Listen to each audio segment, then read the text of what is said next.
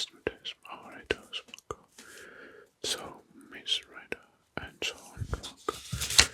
Well, some communities, family Medicis and the but I think this one was this one.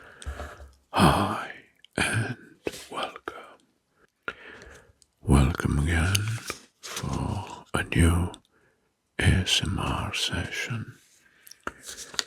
Well, the Middle Ages, spanning from 5th to 15th century, was a period marked by shifting powers,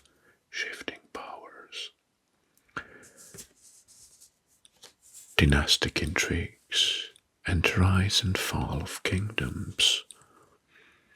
While kings and queens sat on thrones, it was often the powerful families of Europe behind them who truly controlled the fate of the nations. Through inheritance, strategic marriages, land holdings, and religious influence. These dynasties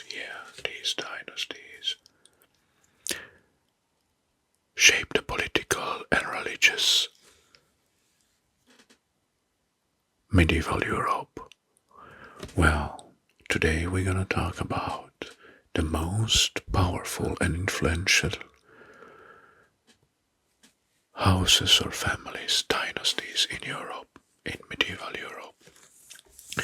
And first we're gonna start with the House of Habsburg. Habsburgs. Habsburgs.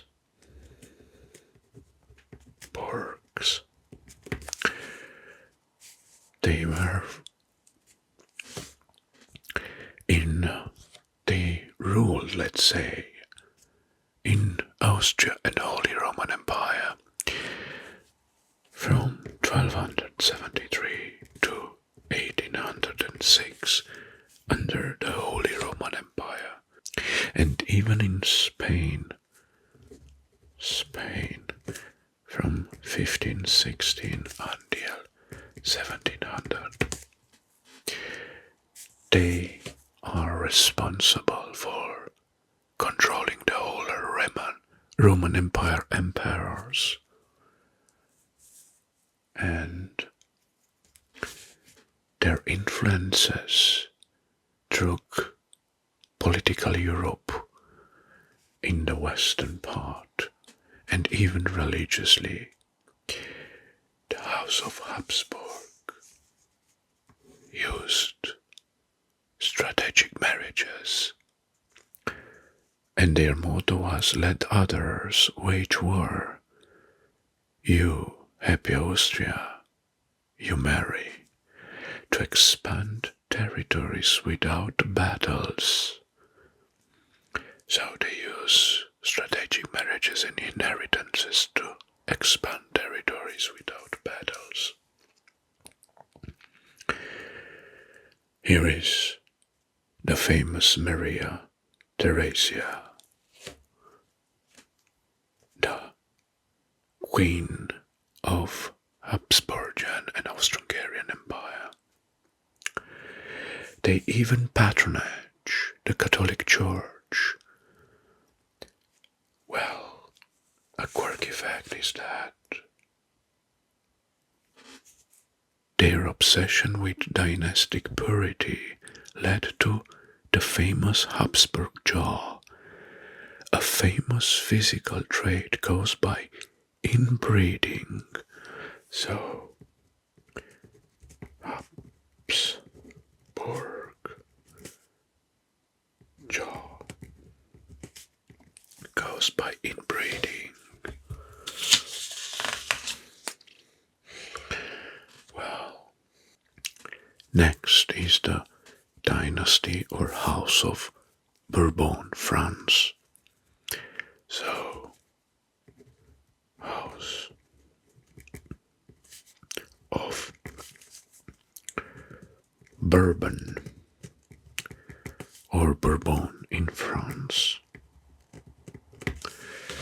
years of powers? Well, here we can include the Capet, Valois, and Bourbon. Capet, Valois, and Bourbon. Important. Capetians ruled from 987 until 1328. The Valois, they ruled from 1328 until 1589, and the Bourbons between 1589 until 1848. Well, their influences. The Bourbons centralized the French monarchy, gradually diminishing the power of feudal lords. And they played a key role in European politics through the 100 Years' War. 100 Years' War. War and religious conflict like the wars of religion. Well, they were so powerful in France, they influenced culture, love, and royal absolutism. For a quirky fact, Hugh Capet started with a little power beyond Paris, but founded a dynasty lasting 800 years, called the Capetian miracle. Capetian miracle.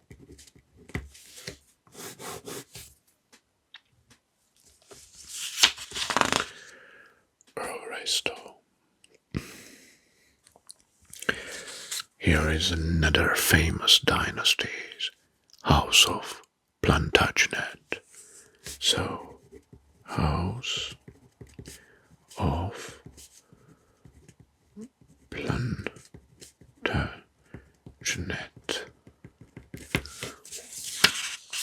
England and France. So, England and France.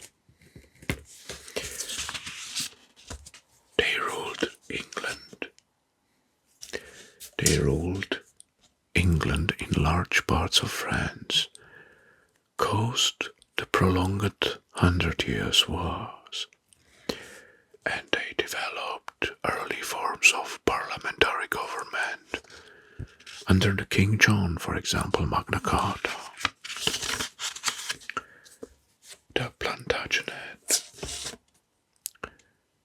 patronized and built iconic castles and cathedrals across both nations, France and England. Well, the name Plantagenet comes from Geoffrey of Anjou's habit of wearing a bromsprig Plantagenista in his hat. Plantagenet. Right. Good stuff. Next, we're gonna travel in Italy and we're gonna meet and know the most powerful and evil family of medieval ages, House of Medici. House of Medici.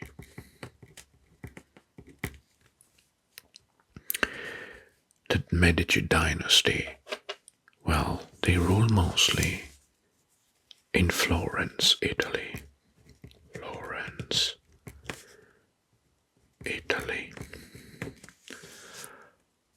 From 1434 until 1737.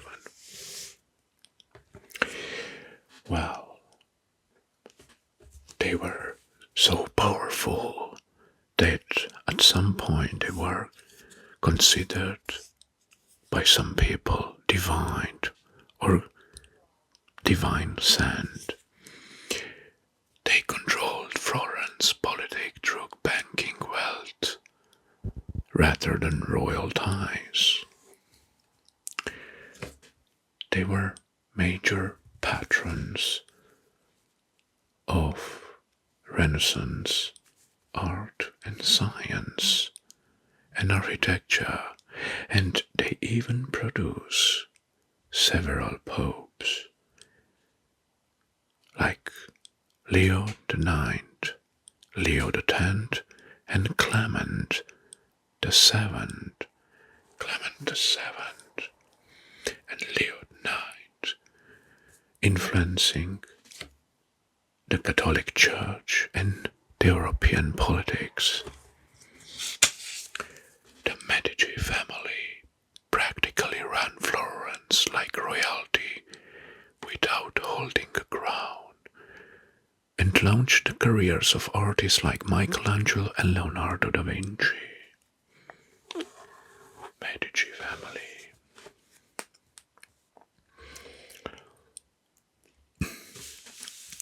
Next, let's travel to Spain and meet one of the most famous dynasties, the House of Trastámara. House of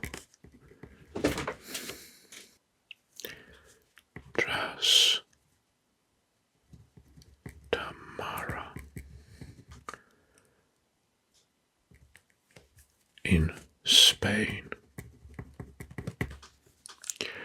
Wow, the years of power between 1369 and 1555.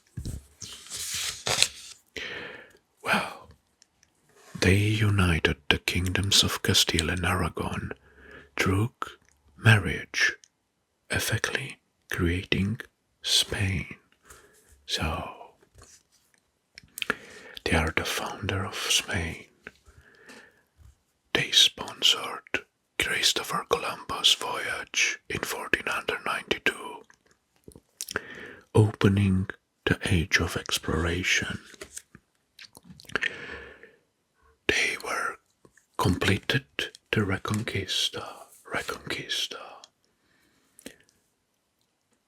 driving out the Moors out of Iberian Peninsula and consolidating power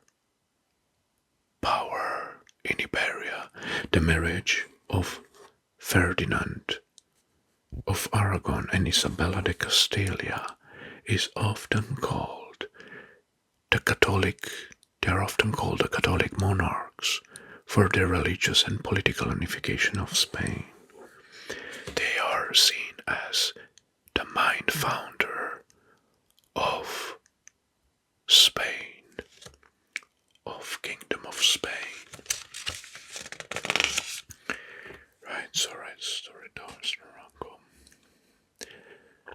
And the last one is the Luxembourg dynasty, or House of Luxembourg.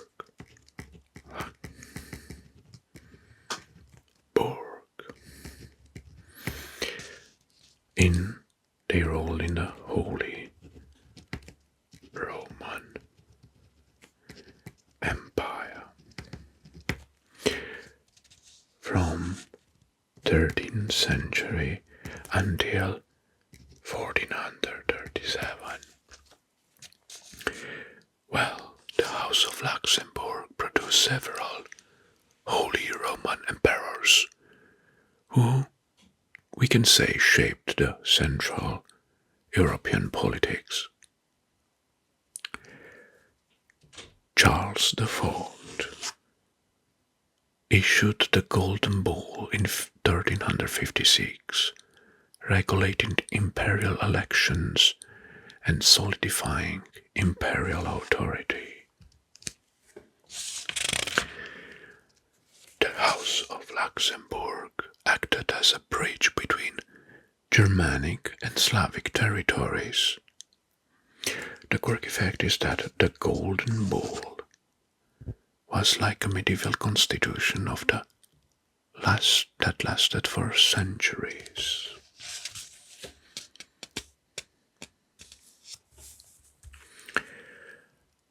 Well, the legacies of these families or dynasties are still felt today in modern Europe's borders and political traditions. Let's take an example, House of Luxembourg, that they given the name to the one of the most powerful kingdoms in medieval ages, the Kingdom of Luxembourg, which today is a monarchy and is one of the most respected states in Europe with one of the highest living standards. And for example, for the Habsburgs, they were the founders of the Habsburgic empires and later the Austro-Hungarian Empire.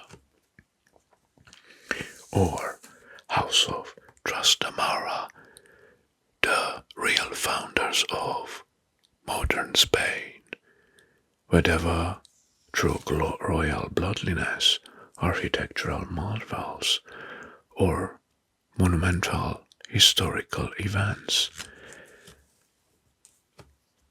Their influences echoes beyond the medieval era, even in science and architectures like the House of Medici. By understanding the power behind the throne, we get insight into how medieval Europe was truly governed.